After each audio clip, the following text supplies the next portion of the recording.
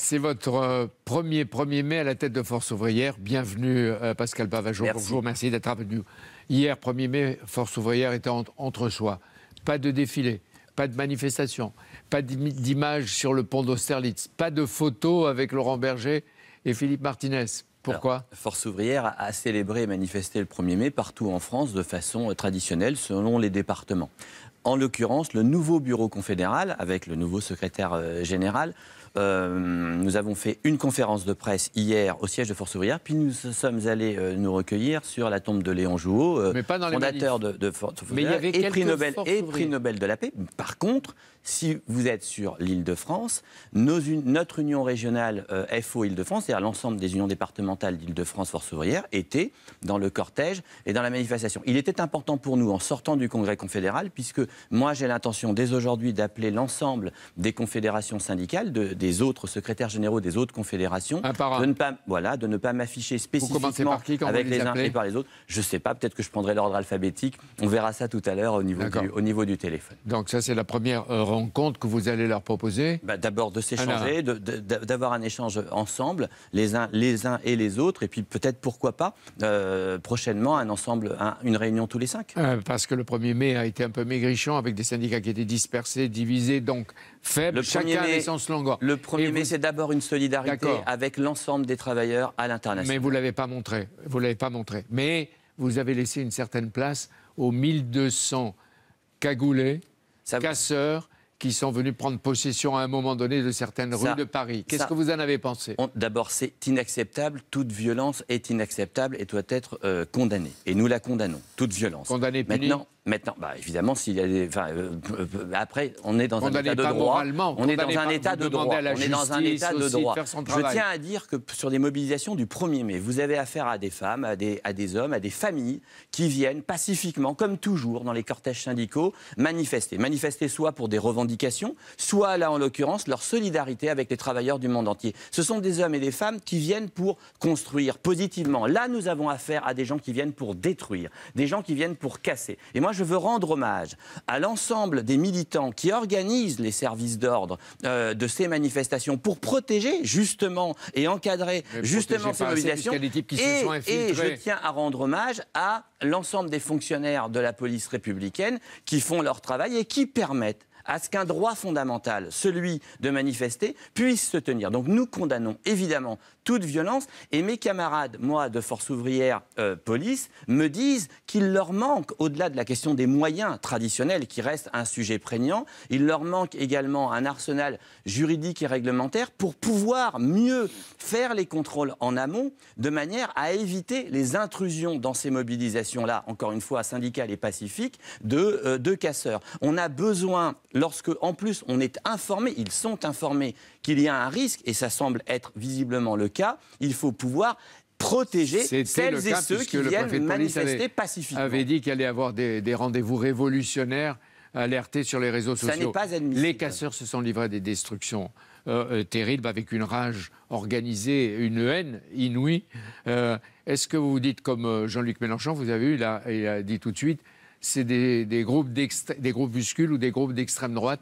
Oui, alors ça, j'en sais rien, c'est de la récupération d'ordre politique. Le sujet, il n'est pas là. Qui que ce soit qui ait fait ces actes-là, c'est condamnable. Mais vous les voyez d'extrême droite, d'extrême gauche? J'en sais rien. J'en sais rien. L'anticapitaliste, les drapeaux, etc., comme l'expliquait tout à l'heure. Vous savez très bien que dans ce genre de situation, je ne suis pas spécialiste de ce genre de mouvement, mais vous savez très bien que là aussi, il y a une utilisation de soi-disant positionnement pour simplement pouvoir casser. Donc ça n'est pas admissible. Maintenant, après, moi, je ne suis pas capable d'interpréter qui est qui et qui a fait quoi. Vous avez rendu hommage à la police et aux fonctionnaires de la police, au CRS qui étaient là, etc. Vous ne mettez pas en cause la tactique policière. Vous ne dites pas qu'il y avait des arrière-pensées, on a laissé faire pour que... La théorie du complot, ça va 2 minutes. En l'occurrence, là, il y a des actes et des faits qui font qu'il y a eu un mouvement organisé de casse. Ça n'est pas acceptable. Après, en interne... que la police puisse avoir un arsenal et des moyens suffisants pour mieux s'organiser. Mais Pascal Bavageau ne dit pas ce matin, c'est absolument indispensable. La police ou le gouvernement a laissé faire pour que l'on voit... On ne rentre pas dans cette récupération qui me semble être une récupération d'ordre politique. Alors, Gérard Collomb et le Premier ministre Édouard Philippe sont montré hier soulagés parce qu'ils disent le pire a été évité, redouter des blessés, peut-être même pire. Les Black Blocs, eux, sont une centaine interrogés, peut-être identifiés, peut-être interdits des prochaines manifestations. Et Édouard Philippe, le Premier ministre, et Gérard Collomb, le préfet de police, ont remercié, comme vous venez de le faire, les CRS pour avoir fait face à cette bataille multiforme que tous les Français ont vue de leurs propres yeux. Ils ont vu un déchaînement de violence qui ne respecte rien. Ni les personnes, ni les biens, ni le travail, rien. Ils ont vu l'expression d'une idéologie radicale qui veut casser. Casser ce que vous représentez, casser la vie en société, casser. Et face à ce désordre, face à cette volonté de casser, pour préserver les règles de la vie en commun, pour préserver les biens, pour préserver les personnes, il y a les principes, il y a la loi, et puis il y a vous. Et vous, vous êtes ceux qui permettent de dire que force doit rester à la loi. On va avoir encore besoin de vous, parce que c'est pas... Ça fait quelque temps que ça dure et ça va durer encore un peu. Ça va durer, la contestation radicale va se poursuivre, dit le Premier ministre, et c'est pas fini. D'abord, entièrement d'accord avec les propos du Premier ministre par rapport au service de police républicaine.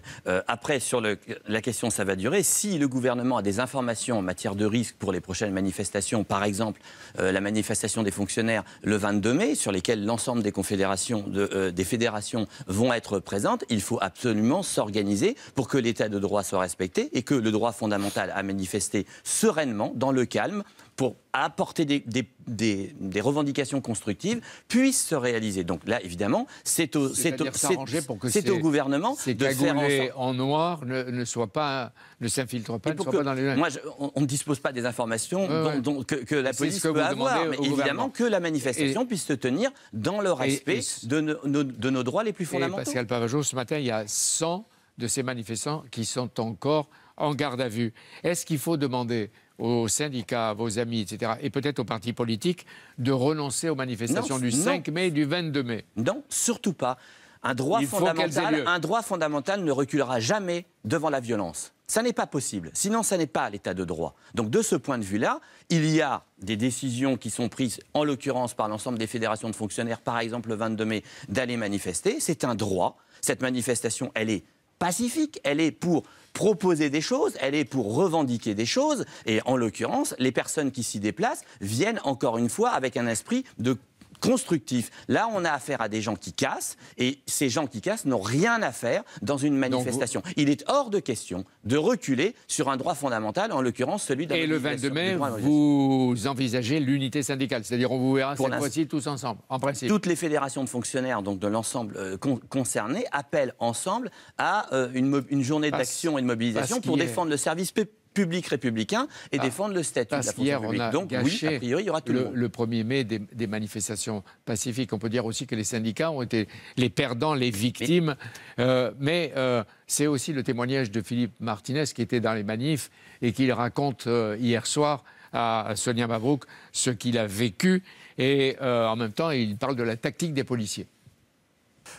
Écoutez, évidemment, on condamne ces violences, mais ça fait 2 ans que ça dure. Ça fait 2 ans que ça dure. Et j'entends les policiers qui disent à chaque fois, mais on n'a pas d'ordre, on ne sait pas. Ouais. J'étais sur le pont d'Austerlitz. On a été coincé sur le pont d'Austerlitz, donc j'ai vu de la fumée, je savais bien qu'il se passait quelque chose, j'ai encore les yeux qui piquent. Et la police a dû avoir un ordre de bloquer le pont. C'est-à-dire qu'on était coincé sur le pont, on ne pouvait pas revenir en arrière. Depuis les mobilisations contre le projet de loi El Khomri en 2016, on a ce genre de situation, malheureusement, d'infiltration de groupes qui n'ont rien à voir avec le mouvement syndical. Donc oui, il y a visiblement des choses à faire. Il y a peut-être une stratégie et une tactique à employer de façon différente par les services d'ordre républicains. Nous ne sommes pas en capacité de à chacun son job et son rôle. Mais à chacun son job. Par contre, nos services d'ordre qui protègent notamment justement les femmes et les hommes qui viennent manifester pacifiquement, évidemment, pourraient éventuellement être briefés par la police pour pouvoir effectivement se caler. Mais encore une fois, chacun son job et il est hors de question de reculer face à l'extrémisme de quelques-uns. Philippe et Gérard Collomb vous écoutent. vous dites le 22 mai, mais le 5 mai, Jean-Luc Mélenchon et François Ruffin, la France Insoumise, organisent une manif. Vous y participerez? Certes non, et Force ouvrière n'y participera pas. Encore une fois, nous sommes un syndicat, rien qu'un syndicat, pas un parti politique. Mais ils disent qu'ils ont des revendications sociales. Et ils disent on va faire la fête à Macron. Et apparemment, vous, quand vous commencez, vous arrivez avec un souci d'opposition à Emmanuel Macron et à son gouvernement. Alors d'abord, premièrement, Force ouvrière n'est pas en opposition au président de la République. On est en opposition, lorsque c'est nécessaire, à un certain nombre de choix, de visions ou de politiques qui sont menées et qui ne nous conviennent pas. Mais avant tout, nous avons justement des propositions à faire ou des contre-propositions à faire. C'est un peu de temps en temps vision contre vision sur le plan social. Maintenant, nous, on veut faire la fête à personne. Hein. Les seuls qu'on veut promouvoir aujourd'hui, c'est l'ensemble des travailleurs et leurs droits collectifs. On va voir aussi et de quelle façon. Mais depuis votre élection, on entend dire « Ah, Pavageau a choisi, et Force ouvrière, la CGT, Philippe Martinez ». Est-ce qu'il y a un axe CGT-FO ? L'ADN de Force ouvrière est toujours le même depuis 70 ans. Il n'y a pas eu de mutation génétique. Le seul axe de Force ouvrière, c'est l'axe FO-FO. Voilà, nous nous positionnons en lien avec l'ensemble de nos syndicats selon ce qu'on appelle le réformisme militant pour être constructif et quand il le faut, pouvoir effectivement dire qu'on n'est pas d'accord. Mais en l'occurrence, nous nous positionnons avec les analyses FO. Après, on n'a pas d'interlocuteur privilégié, nulle part. Et sur le plan syndical, je prendrai contact avec tout le monde. Si on est capable de se mettre dans l'unité d'action la plus large, en accord sur la base de revendications communes, si on est programmation commune. Si on est capable de se mettre tous ensemble d'accord, très bien. De temps en temps, ça n'est pas possible. Bon. Et dans ce cas-là, on se met d'accord à seulement quelques-uns. Il n'y a pas d'axe privilégié. Il y a deux types de syndicalistes. L'un de rupture, l'autre de négociation et de recherche de compromis. Où vous allez vous situer, vous? Force ouvrière est toujours dans l'axe constructif de pouvoir proposer des choses. J'ai noté pouvoir proposer des choses, mais pour proposer des choses, il faut pouvoir être entendu. Pour discuter, il faut être deux. Donc moi, j'appelle le gouvernement à tenir compte de l'existence des organisations syndicales au niveau national et de les écouter, d'ouvrir cette table ronde à chaque fois sur tous les sujets et d'écouter les positions des syndicats, mais aussi leur plus-value au travers de ce qu'on appelle la négociation interprofessionnelle ou de ce qu'on appelle le paritarisme, c'est-à-dire que les organisations patronales et syndicales sont en capacité de proposer du progrès social. Chaque année, il y a 36 600 accords d'entreprise. Absolument. C'est ça. Signé à 90% par Force ouvrière. La CGT négocie, ne signe pas toujours. La CFDT signe. La CGT, je ne voudrais pas faire d'impair sur les chiffres, mais je crois que c'est plus de 80%. Donc vous voyez que donc vous allez continuer. Pour ce qui est de Force ouvrière, évidemment. Pavageau, comme alors à l'époque de Jean-Claude Mailly. Et ce n'est pas une question de personne, c'est une question d'organisation collective. Là-dessus, encore une fois, il n'y a pas de mutation génétique à Force ouvrière depuis Léon Jouot. Le congrès Force ouvrière de Lille a été violent, brutal, on en a vu des images. Il n'a été ni violent ni brutal. Sans doute il injuste, a été débattu. Oui, il n'y a pas de violence à Force ouvrière, aucune violence. Sans doute injuste pour Jean-Claude Mailly qui avait dirigé et conduit Force ouvrière pendant 14 ans. C'est peut-être dur pour vous de l'entendre, mais il faut l'entendre. Il y a au moins 2 ou 3 reproches. Un, on dit qu'il a rencontré trop souvent le nouveau président de la République. Il y est allé tout seul.